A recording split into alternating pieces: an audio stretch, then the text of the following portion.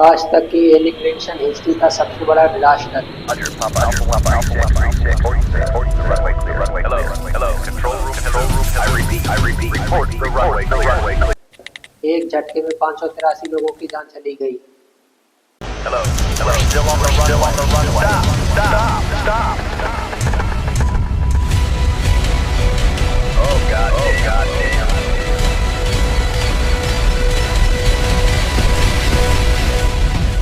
देखिए स्पेन से ये छोटे छोटे आइलैंड का ग्रुप है जिसको कैलेनी आइलैंड कहते हैं। कैलेनी आइलैंड को एक ग्रैंड कैलेन आइलैंड भी कहते हैं। इस ग्रैंड कैलेन आइलैंड के 10 एयरपोर्ट है। इस एयरपोर्ट में मार्च 1977 को दो आदमी एयरपोर्ट पे घुसते हैं तो ये दोनों बहुत ज्यादा नर्वस थे। एक के हाथ में सूटकेस था और सूटकेस के अंदर से टिक टिक करके कॉर्नेट आवाज आ रही थी, लेकिन एयरपोर्ट के अंदर भीड़ बहुत ज्यादा थी तो किसी का ध्यान इस आवाज पे नहीं गया। अब अंदर घुसने के बाद ये दोनों आदमी मेन टर्मिनल के अंदर घुसते हैं और ये फ्लावर शॉप पे रुकते हैं और धीरे से बिना किसी नजर में आए अपना सूटकेस इस फ्लावर शॉप पे रख के करीब 11:30 पे एयरपोर्ट के फ्रंट गेट से बाहर निकल जाते हैं। काफी टाइम तक ये सूटकेस रखते गए थे, इस पे किसी की नजर नहीं जाती है, लेकिन कुछ 40 मिनट बाद एयरपोर्ट के स्विच बोर्ड पे एक अननोन आदमी कॉल करता है और बोलता है कि एयरपोर्ट के अंदर बॉम्ब प्लान किए गए हैं, कुछ ही देर बाद फटने वाले, जितना जल्दी हो सके बिल्डिंग खाली कर दो। और ये बोलकर बिना आवाज सुने ये अननोन आदमी जो है फोन काट देता है। अब जो ऑपरेटर थी ये बहुत ज्यादा डर जाती और तुरंत स्पेनिश नेशनल मैनेजर को कॉल करती है कि ऐसे ऐसा अननोन आदमी ने कॉल किया है। इससे पहले ऑपरेटर अपनी पूरी बात पूरी कर पाती है। उस फ्लावर शॉप पे एक बहुत बड़ा धमाका होता है, पूरा टर्मिनल हिल जाता है, हर तरफ धुआं, छत टूट के नीचे गिर जाती है, जो मेन हॉल था वहां था, हर तरफ चीखते हुए भागने लगते लोग। तुरंत एम्बुलेंस बुलाई जाती है, बहुत लोग घायल होते हैं, लेकिन अच्छी बात ये होती है कि किसी की जान नहीं जाती। अभी तो जान नहीं गई है, लेकिन थोड़ी ही देर बाद एविएशन हिस्ट्री का सबसे बड़ा काला दिन होने वाला था। एक या दो लोगों की नहीं, पूरे 583 लोगों की जान जाने वाली थी और ये जान बॉम्ब की वजह से नहीं, बॉम्ब फटने के बाद जो एयरपोर्ट पे अब होगा उसकी वजह से जाएगी। अब बॉम्ब फटने के बाद बॉम्ब स्क्वाड हर तरफ सर्च ऑपरेशन स्टार्ट कर देते। फोर्स पहुंच के पता करती है आखिर है कौन इसके पीछे। कैमलेरी आइलैंड के बाद एनपीएवाई से एक नाम का सर्विस ग्रुप था, ये दोनों आदमी उसके मेंबर थे, लेकिन अभी तक ये फोर्सेस को पता नहीं थी। फोर्सेस कॉन्टिनेंटल एयरपोर्ट के अंदर ढूंढ रही थी कि ये हुआ कैसे। अब इस फोर्स क्या करती है कि ऑपरेटर के बाद जो अननोन आदमी का कॉल आता है उसे दोबारा सुनती और कॉल सुनने के बाद इनके होश उड़ जाते, क्योंकि जिस अननोन आदमी ने कॉल का वार्निंग दी थी उसने बॉम्ब नहीं बोला था, उसने बॉम्ब्स बोला था, यानी कि एक नहीं एक से ज्यादा बॉम्ब। और ये चीज सुनते ही पूरे एयरपोर्ट में सिर्फ एक ही चीज ढूंढी जा रही थी कि बाकी बॉम्ब है कहाँ पे और सच में दूसरा बॉम्ब है कि नहीं। अब ये सर्च ऑपरेशन चल रहा तो एयरपोर्ट के अंदर जितने भी पैसेंजर थे सबको बाहर करके एयरपोर्ट बंद कर दिया गया और सर्च एजेंट चल रहा था। अब ये सारी चीजें चल रही थी तो एक दिक्कत खड़ी हो जाती है। एयरपोर्ट तो खाली कर दिया गया, लेकिन इस लॉर्ड कर्वस पर 6 और फ्लाइट ऐसी थी जो अपने पैसेंजर के साथ आसमान में थी और इस आसमान में एयरपोर्ट पे लैंड करने वाली थी। अगर एयरपोर्ट पे दूसरा बम हुआ तो उनकी जान भी रिस्क में आ जाती। और यहाँ से अथॉरिटी ने ये 6 फ्लाइट से उनसे कहा जब तक सर्च ऑपरेशन चल रहा है आप आसमान में ही वेट करो, एयरपोर्ट का सर्च ऑपरेशन खत्म होगा तब आप लैंड कर लीजिए। और फिर इसके बाद जो फ्लाइट थी ये आसमान में ही गोल गोल चक्कर काटने लगती और फिर एक प्लेन के ऊपर दूसरा, प्लेन के ऊपर तीसरा, ऐसे करके हर एक के बीच में 1000 फीट का गैप था। आसमान के अंदर एक फ्लाइंग मार्केट एक लॉन्च टाइप बना लिया था। अब जो फ्लाइट वेट करते करते 12:30 हो जाते हैं और फिर 12:45 पर 1 बज जाता है। अब ये सारे प्लेन थे, इनमें इतना फ्यूल नहीं था कि क्वांटिटी आसमान में वेट कर सके। तो यहाँ से अथॉरिटी ने ये फैसला लिया कि 20 मिनट की फ्लाइट डिस्टेंस पे टेरेटे पायलट है, आसमान में वेट करने की बजाय इन 6 प्लेन को टेरेटेट का जो लास्ट रेडियो एयरपोर्ट है उस पर लैंड करवा के वहाँ वेट कराने को बोलते, तो इससे फूल की टेंशन खत्म हो जाएगी। जब सर्च ऑपरेशन खत्म होगा तो 20 मिनट की दूरी पे वापस बुला लेंगे। एज अ प्लान सारे प्लेन टैरेट के एयरपोर्ट पे डाइवर्ट होने लगते। उस टाइम पे सारे ट्रैफिक हैंडल करने वाले स्मार्ट और ऑटोमेटिक सिस्टम नहीं थे, जिस तरह आज की डेट में एआई और स्मार्ट स्पॉट का यूज होता है। अब ये 6 प्लेन ट्रेन की तरह पड़ रहे थे, तो इनमें से एक प्लेन था पैन एन अमेरिका 1736। इस प्लेन में 380 पैसेंजर बैठे थे। उसे बॉल वाली न्यूज का पता चल चुका था, तो कैप्टन विक्टर क्रिस प्लेन को चला रहे थे और इनके साथ फर्स्ट ऑफिसर रॉबर्ट और फ्लाइट इंजीनियर जॉर्ज बैठे थे। जब इनको टनल में जाने को बोला गया तो कैप्टन विक्टर ने रिक्वेस्ट की कि हमारे पास इनफ फ्यूल है, हमें पास ट्रेन की जरूरत नहीं है। इनकी रिक्वेस्ट को रिजेक्ट कर दिया जाता है और की बात इस टाइम पे मान ली गई होती तो जितने भी पैसेंजर थे ये सारे बच सकते थे, लेकिन ऐसा होता नहीं। और इन्हीं 6 प्लेन में से दूसरा प्लेन था KLM-4805। इसका नाम याद रखिएगा, जो आगे जो भी होगा इसी प्लेन की वजह से होना है। तो ये KL-4805 था। इसमें 234 पैसेंजर बैठे थे और ये 234 पैसेंजर बहुत एक्साइटेड थे। इनका प्लेन खुद कैप्टन वैन जेंटन चला रहे थे। वैन जेंटन कोई नॉर्मल पायलट नहीं था, KNN के चीफ इंस्ट्रक्टर थे। केएलएन ने एक फेस बना रखा था, मैगजीन और जो बोलते सीट पॉकेट के ब्रोशर में सब जगह इनकी फोटो लगी थी। पैसेंजर एक्साइटेड थे, उनको एक चीज नहीं पता थी कि कैप्टन वैन जेंटन ने कई सालों से अपना जो टाइम था वो रियल टाइम प्लेन उड़ाने की जगह सारा टाइम पीएल के जो पायलट थे उनको ट्रेन करने में लगा। तो इस प्लेन में कैप्टन वैन जेंटन के बगल में को पायलट लास्ट में बैठे थे। जो को पायलट थे इनको बोइंग 7 उड़ाने का जो जिसको सर्टिफिकेट दिया था वो खुद वैन जेंटन थे। कहने का मतलब है कि केएलए के कॉकपिट में एक तरफ टीचर था, दूसरी तरफ उसका स्टूडेंट, तीसरे थे फ्लाइट इंजीनियर विक्लेंस स्टूडेंट। तो वहाँ 1:30 PM पे केएलएन पे प्लेन था, वो एयरपोर्ट पे लैंड करता है और 40 मिनट बाद बैलेंस भी लैंड कर जाता है। करीब 2:15 पे ये दोनों प्लेन टैलेंट का जो लॉर्ड एयरपोर्ट था उस पर उतर चुके थे। अब इमरजेंसी में इतने सारे प्लेन इस एयरपोर्ट पे उतर तो गए थे, लेकिन टैलेंट का जो लास्ट रेडियो एयरपोर्ट था इसमें बहुत सारे इशू थे। इस एयरपोर्ट पे इतने सारे प्लेन उतर चुके थे, लेकिन कंट्रोलर टावर में सिर्फ 2 कंट्रोलर थे और कोई ग्राउंड रडार नहीं था। इसकी वजह से जो कंट्रोलर था वो स्क्रीन पे देख नहीं पा रहे थे कि रनवे पे कौन सा प्लेन कहाँ है। तो कंट्रोलर क्या कर रहे थे, ये सारे पायलट से वायरलेस रेडियो पे बात करके सारी चीजें कोऑर्डिनेट कर रहे थे। जब पायलट बोलते हम यहाँ पे हैं तो कंट्रोलर उसी इंफॉर्मेशन के बेस पे बाकी प्लेन को गाइड करता था। तो कहने का मतलब ये है कि पूरा का पूरा कम्युनिकेशन पायलट की बताई गई पोजीशन और वायरलेस रेडियो पे था। ऊपर से जो एयरपोर्ट था वो टेनेंट आइलैंड के नॉर्थ ईस्ट, जहाँ पे सी लेवल से 2000 फीट बड़े बड़े पहाड़ थे, वहाँ पे था। ऑर्डोग्राफिक की वजह से इस एयरपोर्ट पे फॉग और क्राउड तो बहुत ज़्यादा था, विजिबिलिटी का इशू था। लोकल लोगों का कहना है कि जब एयरपोर्ट बना था तो प्लानर्स ने मैप पे इस जगह एक्स मार्क कर दिया था, मतलब इस जगह पे एयरपोर्ट जैसी चीज कभी बननी नहीं चाहिए थी, बहुत डेंजर थी। लेकिन बाद में जो दूसरी टीम आई उसने इसे एक्स का मतलब गलत समझ लिया और उनको लगा कि जो मैप पे एक्स है यहीं पे एयरपोर्ट बनाना है, वहीं पे उन्होंने बना दिया।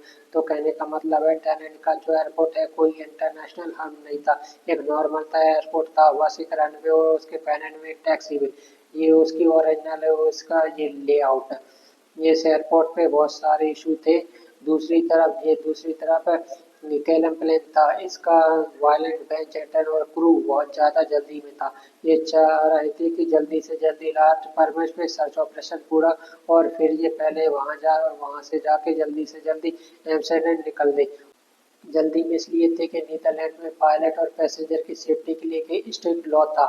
एक फिक्स टाइम पे ज़्यादा ड्यूटी नहीं कर सकते थे। अगर कोई पायलट ड्यूटी लिमिट क्रॉस करे, चाहे कोई भी रीज़न हो, तो उसका लाइसेंस जा सकता, जेल भी हो सकती है। तो लैंड होते ही केएलए और के पायलट इवेंट जेंटन बार बार टाइम देख रहे थे। करीब 3 बजे इन्होंने हेडक्वार्टर में पता किया कि ड्यूटी लिमिट क्रॉस ना हो और उनसे पूछा कि कितना टाइम बचा है। तो उधर से जवाब आया कि अगले 1 घंटे में टेक ऑफ कर लिया तो सारी चीज़ें ठीक रहेगी, लेकिन उससे ज़्यादा लगा तो ये हो सकता है कि टेली में तुम लोगों को रोक के पूरे नए क्रू को बुलाना पड़ सकता है। अब ये चीज़ सुनते ही वैन जेंटन और ज़्यादा जल्दी करने लगे।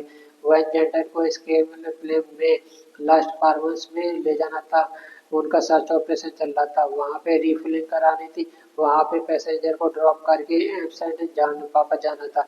टाइम बचाने के लिए वेट जंक्शन लास्ट पर्पज से रिफुल कराओ, फिर यहाँ वेट करो। उससे बढ़िया है कि यहीं का टैरेप का एयरपोर्ट है जहाँ वेट कर रहे हैं, यहीं पे फ्यूल भरा लेंगे तो टाइम बच जाएगा। तो इसकी वजह से कैप्टन वेंजेंट पैसेंजर को उतार के ये पॉइंट है जहाँ पे है, इस पॉइंट पे रिफुलिंग कराते हैं, केलवेन प्लेन को ले आती है और जस्ट पीछे पैन एवेंट था उसे आके खड़ा हो जाता है। अब 2 से 3 मिनट होते हैं तो रिफुलिंग स्टार्ट करा रहा होता है। उसके तुरंत बाद कंट्रोल रूम से मैसेज आता है कि लास्ट परफॉर्मेंस जहाँ पे सर्च ऑपरेशन चल रहा था वो सर्च ऑपरेशन पूरा हो गया है और कोई भी दूसरा बम नहीं मिला, वापस आया जा सकता है। 5 मिनट पहले ये मैसेज आता तो वेंजेटर रिफुलिंग नहीं कराते, लेकिन क्योंकि रिफुलिंग स्टार्ट हो चुकी थी उसमें 30 मिनट लगने थे, वेंजेटर रिफुलिंग कराने लगते। इसके पीछे जो फैन खड़ा था उसके पीछे रिफुलिंग नहीं करानी थी, वो तो कलम के पीछे आके फंस गया। विक्टर ग्रब्स ने सोचा कि क्लेन रिफुलिंग करा रहा है तो उसके बगल से अपना प्लेन निकाल के आगे निकल जाते, लेकिन उनको लगा कि उतनी जगह है नहीं, तो उसने क्लू को उतर के नीचे देखने को कहा कि गैलेम के बगल में हमारा प्लेन निकल सकता है या नहीं। तो क्लू जब नीचे गया तो बगल में निकलने की 140 फीट की जगह चाहिए, लेकिन गैप जरूरत से ज्यादा 12 फीट की कम रह गया। इसकी वजह से अगले 30 मिनट पैन जो था वो भी केलियम के पीछे वेट करने लगा। क्लेम जो क्लेम था इसकी रिफुलिंग चल रही थी, क्लेम के पैसेंजर तो वो टर्मिनेटर पे वेट कर रही थी। इसमें से एक पैसेंजर रूबीना जो वेट करके परेशान हो गई थी, उसे बॉयफ्रेंड का घर था, वो यही एयरपोर्ट के पास था, तो वो अपने बॉयफ्रेंड को बुला के एयरपोर्ट से निकलने लगी। लेकिन रूल के हिसाब से ऐसा नहीं कर सकते, लेकिन वो लड़ झगड़ के बोलती है कि आगे चल के भले ही जेल हो जाए, वो रुकती नहीं, निकल जाती। केला फ्लाइट 4805 255 पैसेंजर एक लौते ही जिंदा बचती है। इसके इंटरव्यू पढ़ोगे तो ये कहती है कि हर रोज मैं यही सोचती हूँ कि मैं जिंदा कैसे बच गई। सेम टाइम पे ये कपल के 2 बच्चे थे, तो रनवे कोऑर्डिनेटर रोवेंट उसे जैसे तैसे ढूंढा और वापस खेले में बिठा दिया। आगे चल के खुद बोलते हैं कि आदमी लगता है कि अगर मैंने शायद इनको ना ढूंढा होता तो वो बच्चे जिंदा होते। तो एक तरफ ये चीजें चल रही थी, वहीं दूसरी तरफ केएल की रिफुलिंग पूरी हो चुकी थी। केएल 55,000 लीटर की वजह से 50 टन और ज़्यादा हैवी हो गया था। अब ये होने से हुआ ये कि हेवियर केलियन जो उसकी उड़ाने की वजह से ज़्यादा रनिंग और स्पीड चाहिए थी, ये एक डिसएडवांटेज था। और सबसे हैरानी की बात यह है कि 4:50 PM पे रिफुलिंग पूरी हुई और रिफुलिंग पूरी होते ही आसमान में बादल आना स्टार्ट हो गए। तो 4:50 पर जो विजिबिलिटी 2000 मीटर थी वो 5:02 पर 300 मीटर की रह गई। ऐसा लग रहा है कि ये हादसा होना पहले से ही तय था। अब देखिए ये रनवे है, इधर ये टैक्सी वे है। जैसे कि हाईवे के बगल में सर्विस लेन होती है, वैसे ही रनवे के बगल में टैक्सी वे होता है। पहले टेक ऑफ और रनवे से करता है और बाकी टर्मिनल तक जाना, लाइन में लगना, अपनी जगह लेना, ये सब टैक्सी वे से होता है। अब यहाँ प्लान ये था कि KLM रनवे पे चलती हुई ये आप देख रहे हैं यहाँ से एंड तक पहुँचेगा और 180 डिग्री टर्न लेके टेक ऑफ पोजीशन में आ जाएगा और फिर इसके पीछे पीछे पैन एम प्लेन जो उसी सेम रनवे पे चलेगा, लेकिन बीच में ही थर्ड एग्जस्ट है C3, इससे निकलकर टैक्सी वे पे चला जाएगा और केलियम के पीछे जाके उसके टेक ऑफ करने का वेट करेगा। अब यहाँ पे सिचुएशन समझिए, घना फॉग है चारों तरफ, फॉग की वजह से कंट्रोल टावर किसी को नहीं दिख रहा, ना ही प्लेन एक दूसरे को दिख रहा है। रेडार जो था वो एयरपोर्ट पे था नहीं और विजिबिलिटी इतनी कम कि रेडियो के बेसिस पे सारे कोऑर्डिनेशन हो रहे हैं। दोनों प्लेन एक ही एक्टिव रनवे से एक ही डायरेक्शन में जाएंगे और वायरलेस रेडियो का यूज करके कंट्रोल टावर को पहले केएलएम को टेक ऑफ करवाना, फिर पैन जो था उसको टेक ऑफ कराना था। तो इस तरह से ये चीज डिसाइड करी थी और as per plan Zanten KLM plane को रनवे पर लेकर निकलना स्टार्ट करती है और जैसे ही केएलएम रनवे से एंड तक पहुंचने वाला था, टावर से जो कंट्रोलर था उसने पैन एन को वायरलेस रेडियो पे मैसेज भेजा, taxi into the runway, leave the runway 32 left. यानी इसके बाद कंट्रोलर ने कहा कि पैन एम को रनवे से जाकर यहाँ से C3 थर्ड एग्जिट है वहाँ से मुड़ जाना है। और ये जो भी डिस्कशन चल रहा था वो वायरलेस रेडियो पे, यानी कंट्रोलर जो बोल रहा था ये तीनों लोग सुन रहे थे, यानी कंट्रोलर भी, KLM भी और पैन भी, ये तीनों सुन रहे थे। अगर कंट्रोलर पेन एमन को कुछ कह रहा तो पेन का जो पपेट है उनके लोग भी सुन पा रहे थे। अब कंट्रोलर ने पेन एन को C3 थर्ड एग्जैक्ट से मुड़ने का मैसेज दिया तो कंट्रोलर की पहले एग्जैक्ट इंग्लिश और खराब रेडियो सिग्नल की वजह से पेन एन का क्रू उनके मन में थोड़ा कंफ्यूजन क्रिएट हुआ। पेनिट हो गया। क्रू एक समझता कि फर्स्ट एग्जिट बोला, दूसरा कहता है नहीं फोर एग्जिट बोला और ये C1 C2 C3 थे, ये फॉग की वजह से दिख नहीं रहते। तो ये लोग क्या करते हैं, एक चार्ट लेके आते हैं कि रनवे पे जाके कौन से एग्जिट से मुड़ना है। अगर आप लेयर 2 के हुए तो C3 यानी कि थर्ड एग्जिट जो है उसमें 230 फीट का लंबा 340 टन का प्लेन, इसके लिए 135 डिग्री का एक साफ टन लेना बहुत मुश्किल लग रहा है। जबकि आप चौथा एग्जिट देखोगे C4 एग्जिट, यहाँ से आसान 45 डिग्री का टर्न लिया जा सकता है। क्रू कहता है कि शायद C4 एग्जिट ही बोला, तो C4 एग्जिट से चलते। तो ये डिसाइड करते ही जो पैन एवन था ये मेन रनवे पे चलना स्टार्ट करता है और लेफ्ट साइड से C4 एग्जिट जो है उसको ढूंढना स्टार्ट करता है। अब इसी टाइम पे 5:05 पे दो चीजें हुई। एक तो अनाउंसमेंट हुआ कि रनवे की जो सेंट्रल लाइट है वो भी आउट ऑफ सर्विस हो गई, तो गाइडेंस के लिए जो थोड़ी हेल्प मिली थी वो भी चली गई। दूसरा केलियम एस प्लेन पे रनवे के एंड पर पहुंचकर 180 डिग्री का टर्न लेकर टेक ऑफ पोजीशन में वेट करने लगा और सेम रनवे पर अपोजिट साइड से करीब 2000 मीटर दूर पैन एम अपने C4 एग्जैक्ट को ढूंढता हुआ तो उसी रनवे पे आगे बढ़ता है। अब उसी के बाद अगला 1 मिनट होगा, उसे एवरेज के हिस्ट्री का सबसे बड़ा एनालाइज करने वाला 1 मिनट होगा, जिसके बाद प्रोफेसर आज तक डिस्कशन करते हैं। केलन प्लेन जो था उसको टेक ऑफ करना था। एक प्लेन को टेक ऑफ करने से पहले टावर से दो अलग अलग परमिशन लेनी होती है, उसके बाद ही वो टेक ऑफ कर सकता है। पहली ATC परमिशन, इसे एयरक्राफ्ट को बताया जाता है कि किस रूट, एटीट्यूड, डायरेक्शन या कंडीशन के साथ आगे बढ़ेगा।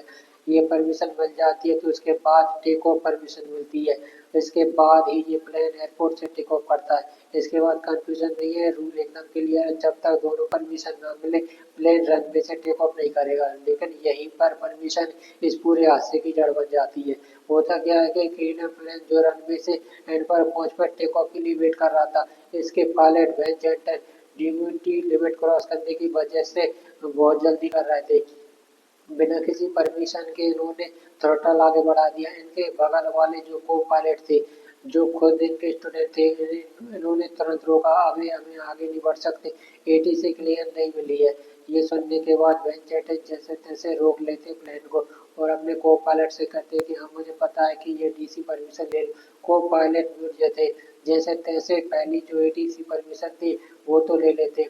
अब इसके बाद दूसरी परमिशन लेनी थी। जैसे ही को पायलट को पहली परमिशन मिलती है, वैन जेंटन ब्रेक छोड़ते और थ्रटल खोल के बोलते वी कान, मतलब वी आर गोइंग, और प्लेन आगे बनाने लगती है। बिना दूसरी परमिशन लिए वैन जेंटन फॉग में जहाँ कुछ नहीं दिख रहा था उसी में ही प्लेन को आगे बढ़ाना शुरू कर दिया। अब जैसे ही वैन जेंटन को पायलट जो था वो बहुत डर जाता है, मतलब कि टीचर था को पायलट का, तो उसे रोक नहीं पाया। को पायलट ने रेडियो पे जल्दी से लाइन जोड़ दी, we are now take off, यानी सबको पता चल जाए कि बिना परमिशन के ही प्लेन आगे बढ़ चुका।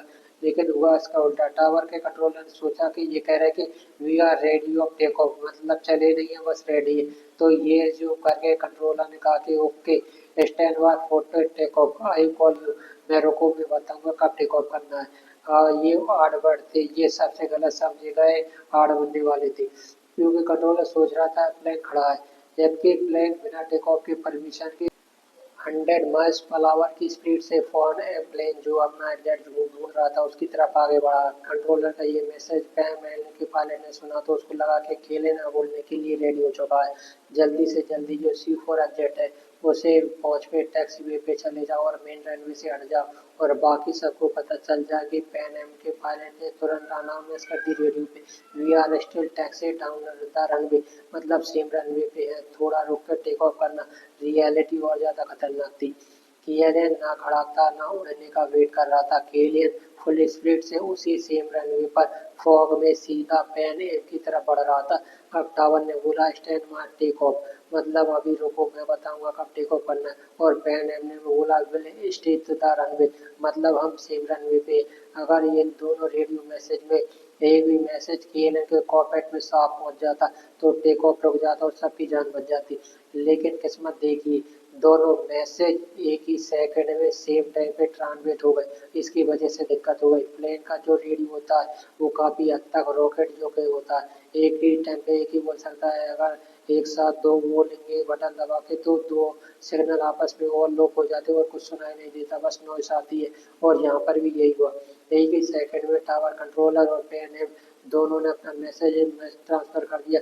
तो मैसेज कन्वे होने की वजह से 3.5 सेकंड की एक सीटी जैसी आवाज और मैसेज नहीं पहुंच पाया। और जो लाइफ सेविंग मैसेज था जो केलेन तक पहुंच सकता था वो भी नहीं पहुंचा। आप सोच के देखिए, फैन प्लेन के क्रू ने अपनी जान बचाने के लिए जो वार्निंग भेजी उसी वार्निंग ने टावर की स्टैंड बाय इंस्ट्रक्शन के एग्जैक्ट सेम टाइम पे ब्लॉक कर दिए। अगर कोई फिल्म भी ऐसा फ्रॉड बनाए तो भी कोई बिलीव नहीं करेगा, लेकिन यहाँ एग्जैक्टली ऐसा हुआ। और ये मैसेज ब्लॉक होने की वजह सीटी बजी कॉकेट में तो टावर के कंट्रोलर ने दोबारा मैसेज भेजा, रोजर पापर alpha 1736 report the runway clear. मतलब कि जब पैन एवन रनवे से हट जाए तुरंत बताए। अब KLM ब्रेन उसके कॉकपिट में ये मैसेज पहुंचा। KLM के फ्लाइट इंजीनियर विलियम ने वैन जेंटन से पूछा, अभी क्या प्लेन अभी भी रनवे पे है जो मैसेज आ रहा है। वैन जेंटन ने पूरी लाइन कंप्लीट होने से बोल दिया कि हाँ क्लियर है सब। अब ये लास्ट मौका था इतने सारे पैसेंजर की जान बचाने का, वो भी इस टाइम पे निकल चुका था। अब इसके बाद 5:06 43 सेकंड में KLM के को पायलट ने अनुसार किया V1 मतलब डिसीजन स्प्लिट पे आ गया था। अब इसके बाद टेक ऑफ और रोकना पॉसिबल नहीं था। दूसरी तरफ से पैन एम्प्ले सेम रनवे पे फॉग में अपने एग्जिट को ढूंढते हुए C3 और C4 के बीच तक पहुंच चुका था। जैसे ही वो C3 और C4 एग्जिट के बीच में पहुंचा तो पैन एम के पायलट को सामने से दो लाइट दिखना शुरू हुई। शुरू में तो उसने सोचा कि कोई प्लेन खड़ा हुआ, शायद KLM ही खड़ा हुआ। लेकिन धीरे धीरे अब वो लाइटें जो बड़ी होने लगी और जैसे ही वो लाइट बड़ी होने लगी जो क्रू मेंबर थे वो तुरंत समझ गए कि सामने से प्लेन आ रहा है। पैन वैन का पूरा जो क्रू था वो घबरा गया, बैक टू बैक रेडियो पे मैसेज भेजने लगा। तब तक बहुत देर हो चुकी थी। पैन एम के पायलट ने पूरी जान लगा के फुल थ्रॉटल रिलीज करके प्लेन को लेफ्ट साइड से उड़ना शुरू किया। लेकिन बात ये थी 340 टन का जंबो जेट को स्पोर्ट कार की तरह एक स्पीड नहीं पकड़ सकता। वो पूरी मेहनत के बाद भी 19 माइल की स्पीड तक पहुंच पाता है और हॉरिजॉन्टल हो गए। और दूसरी तरफ KLM के क्रू के पैन प्लेन को मुड़ता हुआ दिखाई दे। वैन जेंटन भी बहुत ज्यादा डर गए। वैन जेंटन ने तुरंत स्टिंग को पूरी जोर से खींचकर केबल प्लेन की नोज को ऊपर उठाना स्टार्ट किया। लेकिन दिक्कत ये थी ज्यादा फ्यूल की वजह से ये जो एक्स्ट्रा 50 टन वेट बढ़ गया था। अगर इतना नहीं होता तो शायद पूरा उड़ जाता, लेकिन उठने की वजह से तेल था वो रनवे पे घसटने लगा। वैन जेंटन का आखिरी रिकॉर्डेड वर्ड था, ओ गॉड डैम। मतलब 5:06 पे 49 सेकंड पे KLM 4805 और पैम एन 173 सारे पैसेंजर के साथ टकरा जाते हैं।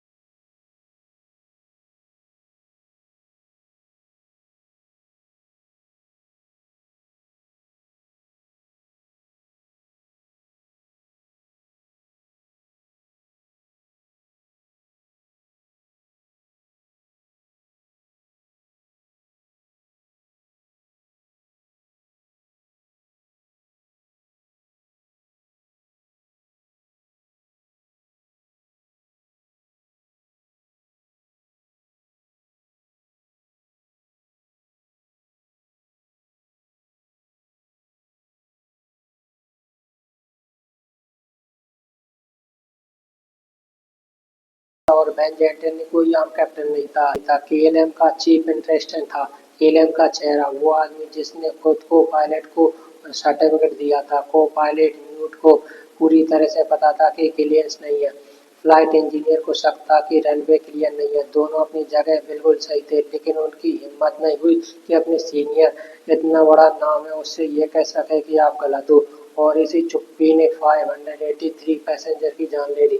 इस एक इंसिडेंट की वजह से हिस्ट्री ने पूरा सिस्टम बदल दिया। को पायलट को बाकायदा सिखाया जाता है कि कैप्टन गलत हो कैसे उसको चैलेंज करना है। वो चुप्पी जो को पायलट ने ली थी उस टाइम पे, आज वो चुप्पी अलाउ नहीं है। आज की डेट में फ्लाइट जो भी देखते हैं, पायलट का करियर फोर्टे टेकअप का वेट करना, क्रू का कैप्टन से सवाल करना, ग्राउंड रेडियन का हर प्लेन को ट्रैक करना, ये सब इसी एक्सीडेंट की वजह से हुआ।